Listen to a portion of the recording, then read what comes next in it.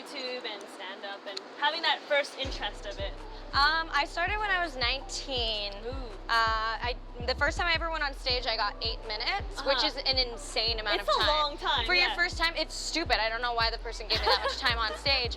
But all my family and all my friends came out and kind of watched and supported, and I really liked it, so I kept going at it. I started developing really bad anxiety about it, and so I kind of switched over to YouTube because I was like, oh, I can be like alone in my room and do all of this by myself and not have any anxiety. So when you have like writer's block, what do you kind of do to help yourself with that?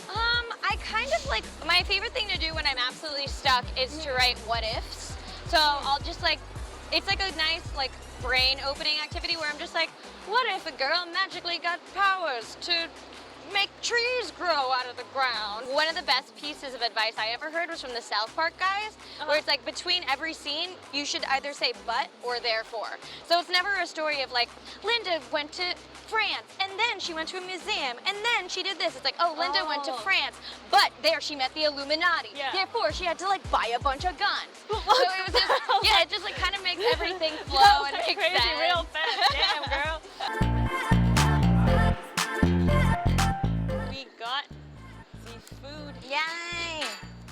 So you started doing short films last year. What kind of like prompted that? I was acting before I started doing YouTube, and a lot of casting directors didn't take YouTube talent seriously. They were like, oh, you're that girl in your bedroom who just like talks to a camera. You can't act. Oh, really? Wow. Yeah, and so I was kind of trying to like brand myself more. I was like, hey, I'm a person who wants to make films and who wants to act, but of course no one's gonna see me that way unless that's actually what I start doing. So last year I made like 6 short films, learned quite a bit. One of them is really bad, and I learned that I'm not a great writer, and acting and directing at the same time is hard, but you know, you learn these lessons, and so now it's good. I feel like I can tackle a feature film in the next couple of years. So how was it working with Daniel Radcliffe? In one of your short skits? It was the best moment of my life. Yeah. Daniel Radcliffe is very professional, very handsome. I was really disappointed when he didn't ask for my number at the end of the shoot because I was like single at the time, but I looked at his Wikipedia and he had a girlfriend, so whatever. When you're filming with him, where you're like, Anna, focus, keep it professional.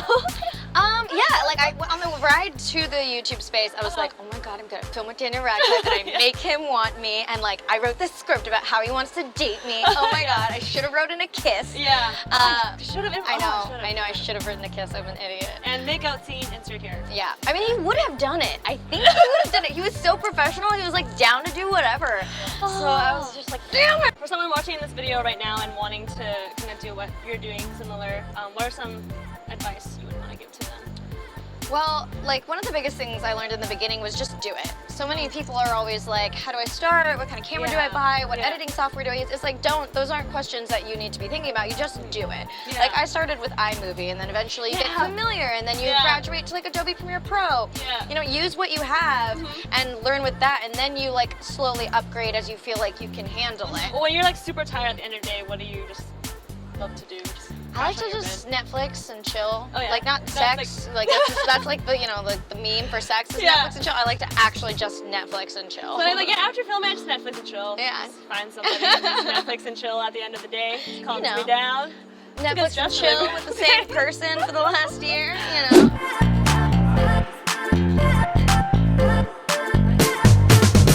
What's in the future works for you? Signing a book deal. I'm also pitching a TV show and a couple of movies, so it's just a matter of when something takes off. Unfortunately, unlike YouTube, there's not a lot you can control with like the bigger traditional stuff, so you kind of just gotta throw it out there and hope for the best. Alrighty, super excited to see what happens, and subscribe to Anna and her channel because she's super awesome. Short skits and vlogs and podcasts and all that amazing stuff. And yeah, all her links are down below. Thank you so much for having me, Leenda. Yeah, thanks for coming. Yay. You are so awesome. Subscribe to see who I go on a date with next. We're gonna go and spread love to the city. What's that, spread love? You see a boy you like in the distance, you just start dancing at him like this. And the guy is just like drinking, he sees you, he's like, what? Like, that's how you want him. Yeah. Really intense eye contact the whole time.